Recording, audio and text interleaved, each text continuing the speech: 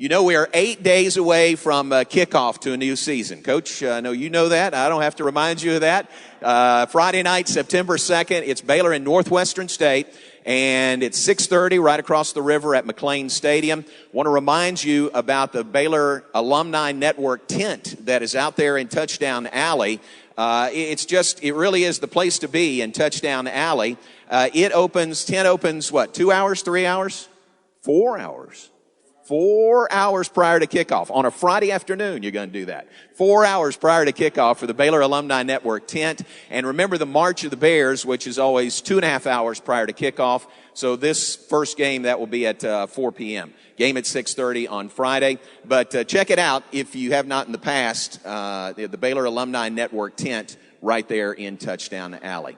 All right, start of football season is upon us. The high schools start this week. The colleges start next week. It's an exciting time of year. I've heard from several of you how pumped up you are about the start of a new season, the start of a football season. And we couldn't have a better guest to kick off this year's series of Lunch with a Legend than former Baylor coach Grant Teaff. He needs really no introduction to this crowd, but by way of short introduction, I'll tell you, when I came to Waco as a non-gray-haired freshman in August of 1977. It was about this time of year in 1977. I came from Kentucky to Waco, and I didn't know one person in Waco. Didn't know one soul. Didn't know my roommates. Took potluck in 127 Penland and was with two other guys as my roommates there. But coming down, I didn't know a person, but I knew two people that I wanted to meet and get to know. One was Frank Fallon. I knew about Frank Fallon. Even in Kentucky, I knew of his great broadcasting career and the things that he had done, and was very blessed to be able to get to know Frank, work with him for 8 years, and then succeed him in this role. He is, in my mind, he will always be the voice of the Baylor Bears. Great, great man, Frank Fallon, who's all over this Texas Sports Hall of Fame very deservedly. The other person that I knew I wanted to meet and know was a guy named Grant Teaff. You know, I'd seen what Baylor had done. I watched the Cotton Bowl on New Year's Day, 1975, at home. My parents went to Baylor, so I knew about Baylor. Watched that Cotton Bowl, and when I came here, I thought, man, that'd be great if I, just some point get to meet Grant Teaff. And sure enough, got to meet him, got to work with him, and then still am around the many great things that he has done at Baylor, and following that at the American Football Coaches Association. My admiration for Coach Teaff is no less than it was then. It is much, much more. So, folks, join me in welcoming up former Baylor coach, athletic director, Grant Teaff.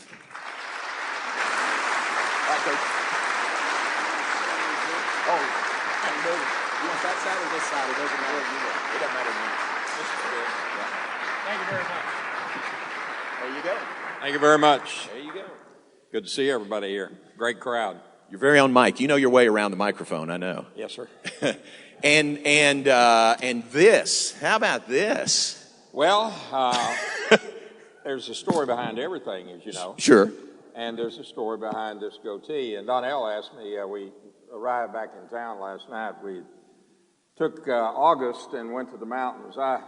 Freshman in high school, I started being involved in football. And so until this year, every August I have spent in Texas because of my involvement in football, playing, coaching, and then at AFCA.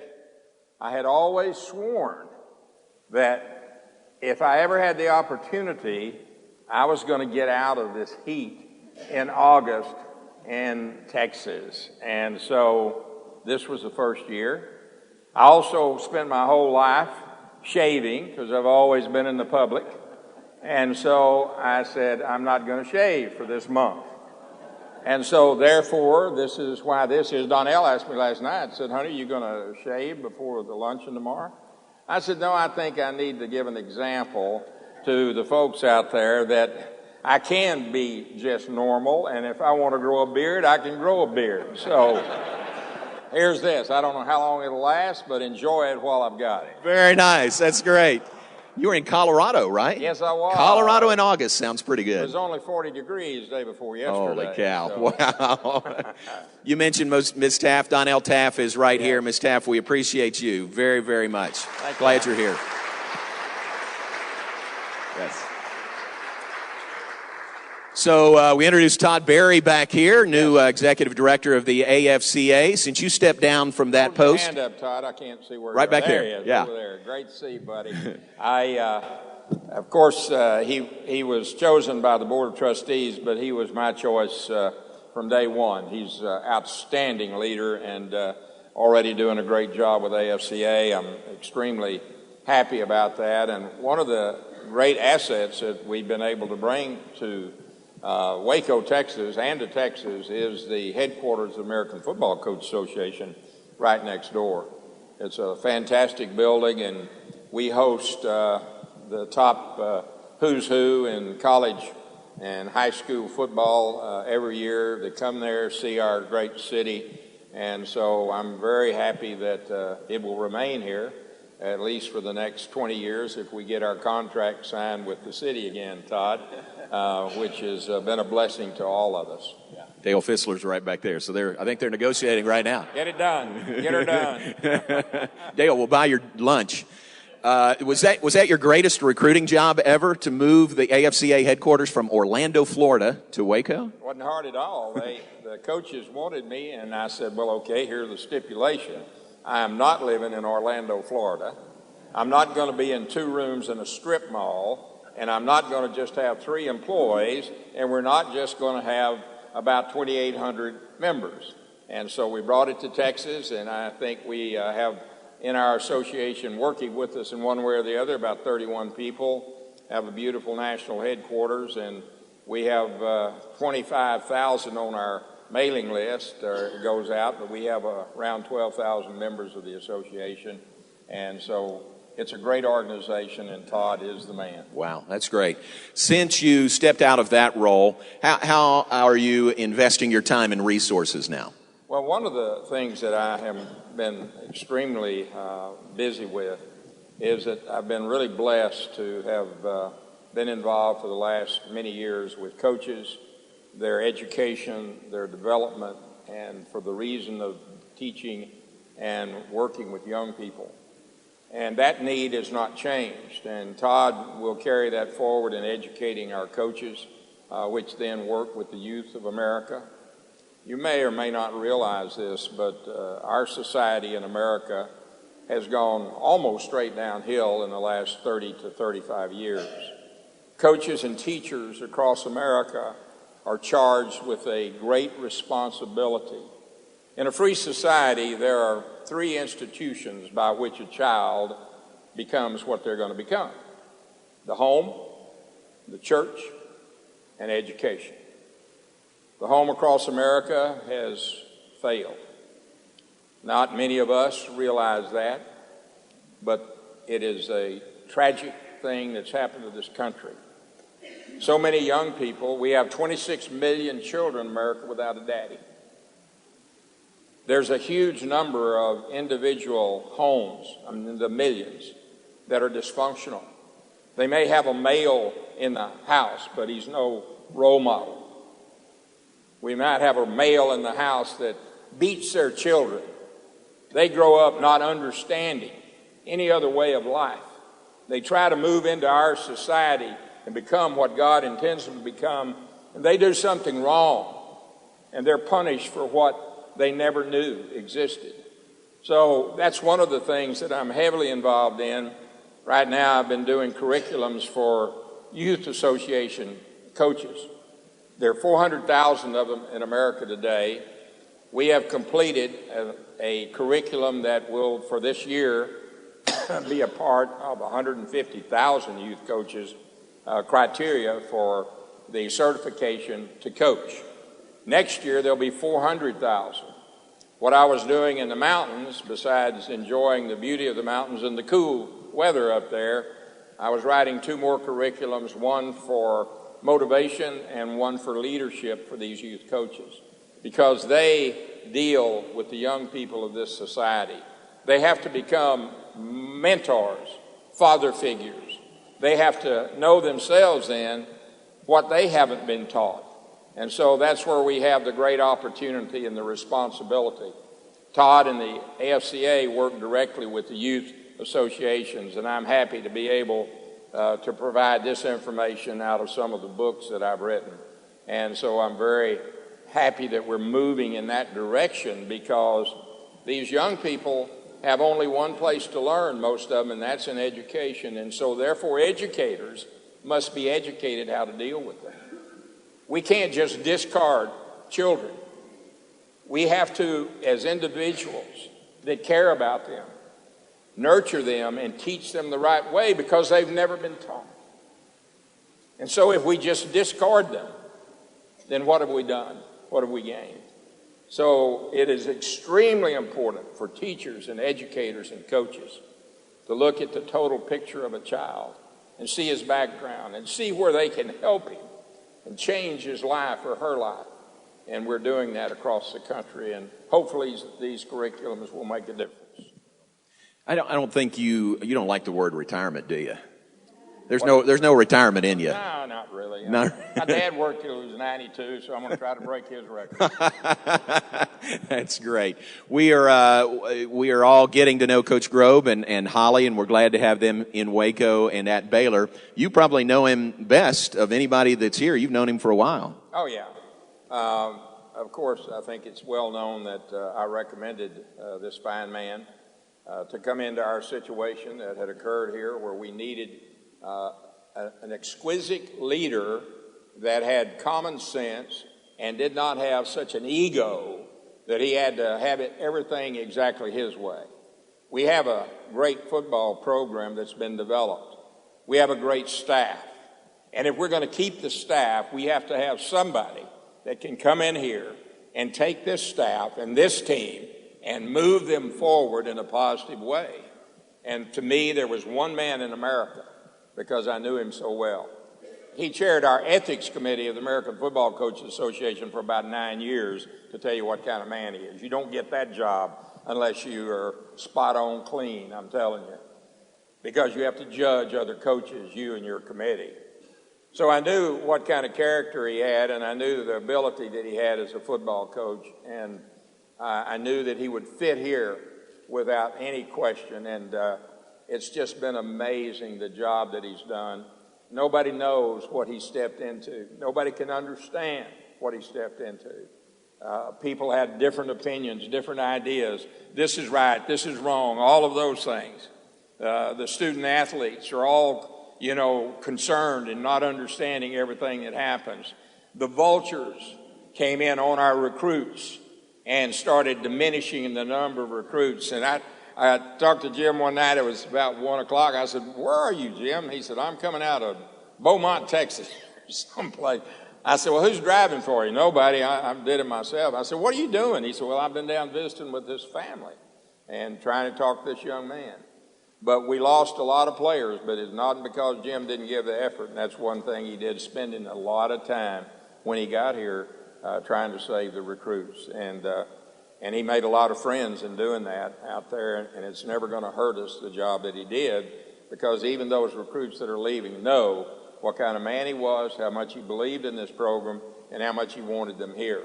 One of the things while we're talking about that is that there's fighting with a short stick out there. When you have 69 athletes on scholarship, when everybody else has got 85, you're fighting with a really short stick. You can't have any injuries, and in football, that's just not going to happen. You're going to have injuries. But what you have to do, and this is what I see happening, and this is what I want to see this city and Baylor people do, is I see these young people standing up to a challenge that they have. What's happened has happened. There's nothing we can do about what's happened. What we have to do is with what's going to happen in the future. And the ones that can make the difference are the players and the coaches and how they approach this opportunity. And it is an opportunity. Because frankly, folks, we've been slapped around from one end of this country to the other. Everybody's got their opinion. Everybody has something to say about Baylor, our program, But I want to tell you, Baylor hadn't changed one lick. Baylor is Baylor, one of the greatest universities in America. It deserves our support. This team deserves our support. What's happened's happened. We can't do anything about those folks that were here, those folks that were accused, those things that happened, the people that left. They're gone. We're here. So what we have to do as supporters is support this team more than you ever dreamed you could ever support a team. Eliminate the negative from our own thinking and think about what we have and not what was there or was supposedly lost. We have to go with what we have. And what we have is a great group of young men that Jim tells me work so hard, care so much, and are so committed to winning. What we have to do as supporters is to make sure from the very first second that we are 1,000% for them. That stadium needs to be full. The support needs to be there. People that write need to start writing positive stuff, speaking positive things about these kids that are here. Those that are gone are gone. But these are here, and we need to support them, John.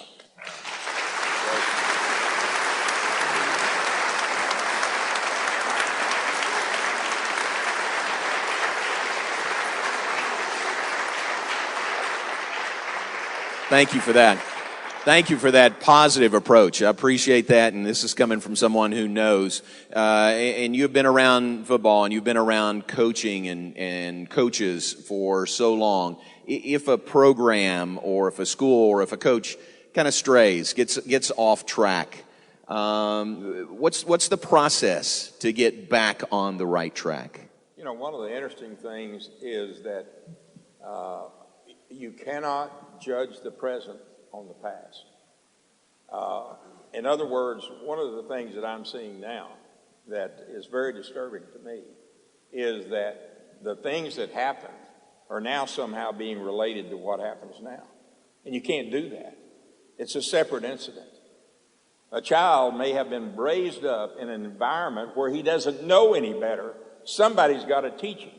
If you take a child that comes up and does something and doesn't know that that's wrong or understand it, it's because of what he's seen, what he's been through himself, and he's reenacting that. So the only way you can save him is make sure he understands that whatever that action was negative and bad, and you can't do that, and you got to change your life.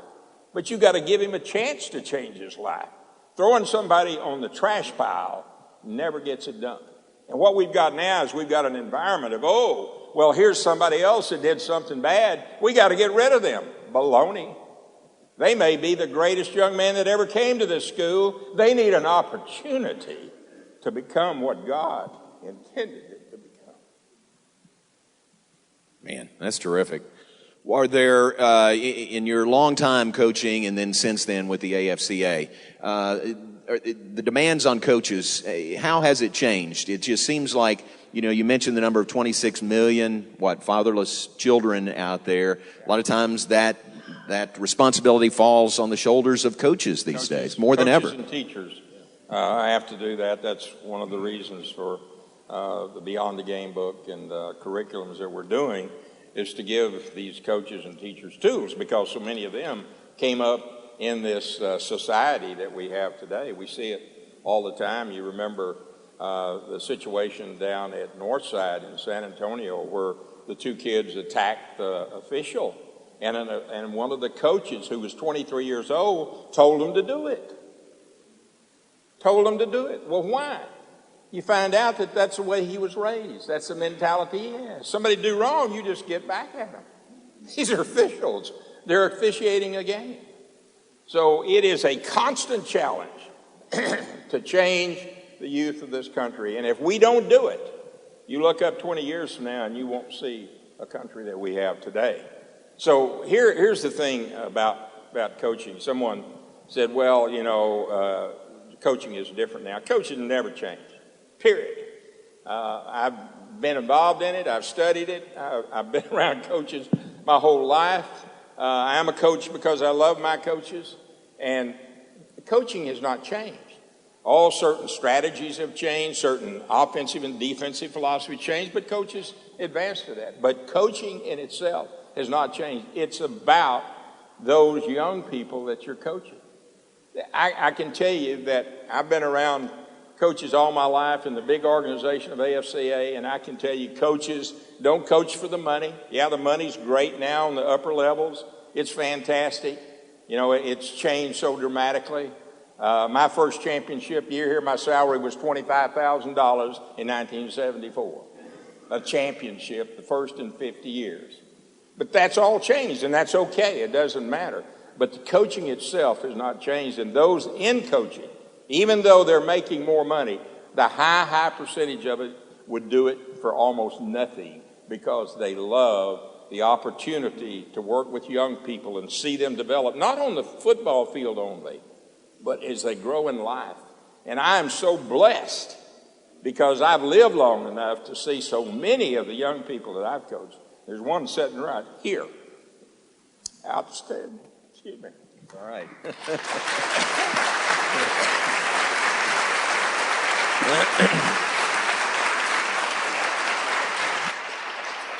I was reminded again with the hiring of Coach Grobe how plugged in you are to college football.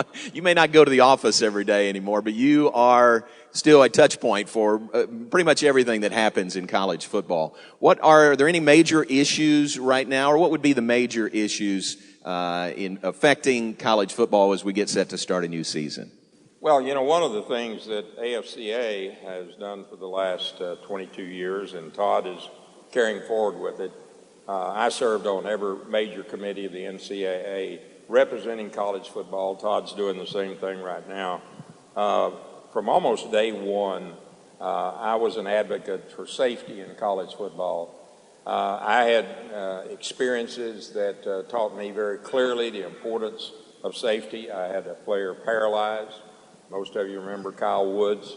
Lived for 30 years, but was paralyzed. Accident on the football field. He tackled head on and hit a running back head on, which is what you do not do, but if you don't work against that, it can happen. We work with youth football. We have a program called Heads Up, get your head out of the game. We're now moving, interestingly, to the concept of, I guess best described as rugby football. I call it shoulder tackling. And we've been, in the last 2 or 3 years, moving in that direction. There are a lot of folks working on it, including AFCA and Todd. But safety became very paramount to me. We also lost a player, John Korkoska, 1990. And from that experience, we found out that one of the things that we have to teach our players is if you don't feel good, tell somebody. John had been a redshirt freshman, and we played Arizona and got our guard hurt, and so we had to play John. We had an open date, so John became a starter during the open date period of time. Well, he was so excited and so happy to have that opportunity that he had a viral infection of some sort that he should have told somebody about but didn't, and then ended up with a heat stroke and passed away. And so Baylor, from that, and Baylor and John's mom, who was fantastic, Ms. Dorothy Korkoska, we all got together and said, how can we keep this from happening someplace else? So we produced with the university a video that went out to every high school and every college in America, and that was the start of my heavy involvement nationally on the safety of the game. And I think that's really one of the most important things. We lost 7% of youth football last year because of the fact that moms had seen all this stuff about concussions, the things that went on in the NFL, the movie that came out about concussions. And so 7% of mostly moms out there said, I don't want my baby playing football. Of course, if they look at statistics, football is not the most injured sport out there. There are many others ahead of it. But what we have to do is make sure that we change what we're doing. We've been doing it through the rules, changing the blocking and tackling rules for years, how we teach blocking and tackling. and then how it is officiated. You know, a lot of people griped about the targeting rule. A lot of people, oh, that's not fair. You know, you don't know if you're coming in, you're going to hit somebody. Well, you just know. You just don't hit them like that, or you're going to be out of the game. That's the only way we can do it. And I said, you know, a lot of people criticize that, but it's been a great thing because we've cut down dramatically on those attacks where somebody's spearing somebody with their helmet. So it's one of the things I think that's most important to all of us. The game itself is unbelievable. It's never been more viewed, never been more watched, never been more attended than football is now from all levels. Of course, we're blessed in the state of Texas because we got great high school football, really great. And so it's the prognosis is good, but we must always try to be on guard and teach the game as safely as we can. You're the one who has would have perfect perspective on this question. We talk about the facilities that are here now, you know, the practice fields right over here, grass practice fields. You never had a grass practice field. You were on the turf every day for practice, even during two-a-days. Walter didn't like it. It was too hot. It was hot. Indoor facility, if needed, this beautiful stadium right on the banks of the Brazos. Yeah. You've seen this transformation in Baylor Athletics facilities since you arrived in 72. Well, of course, you know, what was. You know, that was what it was. I never saw the facilities when I came over. I had no intention of coming to Baylor. That's a well-known story. I was at Angelo State, the head coach. I was supposed to go back to Tech. I'd been an assistant there. I was supposed to go back there as head coach. Baylor, honestly, Coach Patterson, I'd known him through track. I coached track and got to know Coach Pat, and he was trying to hire somebody, and I know officially of 15 that turned the job down. I know them. I don't know how many more turned it down. Coach Patterson called me and he said, Grant, would you just come over and let me talk to you? And I said, I have no interest in that job. He said, but please, I'm really in trouble because we've had all these people turned down.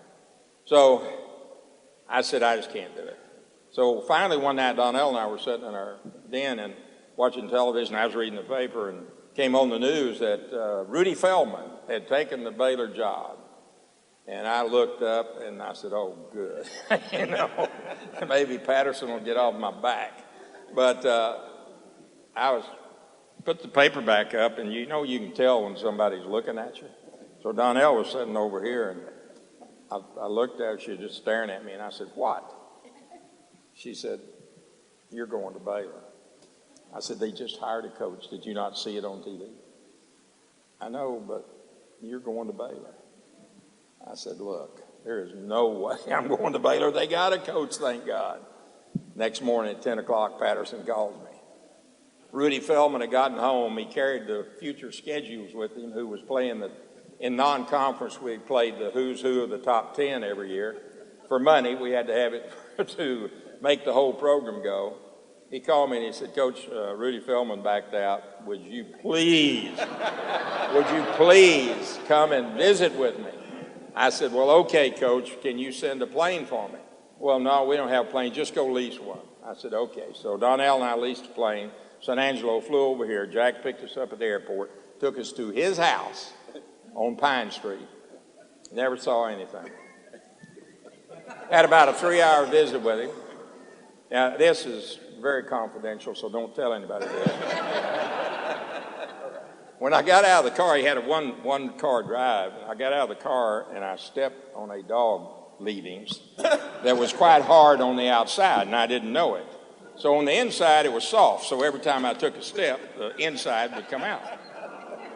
So I'm sitting in the living room visiting with Coach Patterson, and I cross my legs, and I just smell something really bad.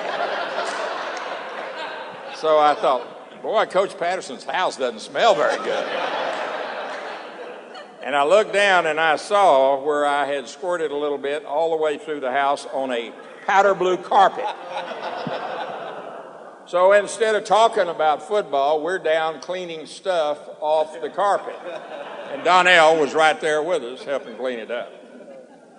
But something happened in that period of time when I was talking with him. I said, I'll do it. I believe this is where I should be. And so I walked over, picked up the phone, called my president at Angelo State, who cried actually on the phone. And I said, I've got to go. I've got to come. He said, why? I said, I don't know. I just have to be here. So there it was. And Baylor University was never the same after that.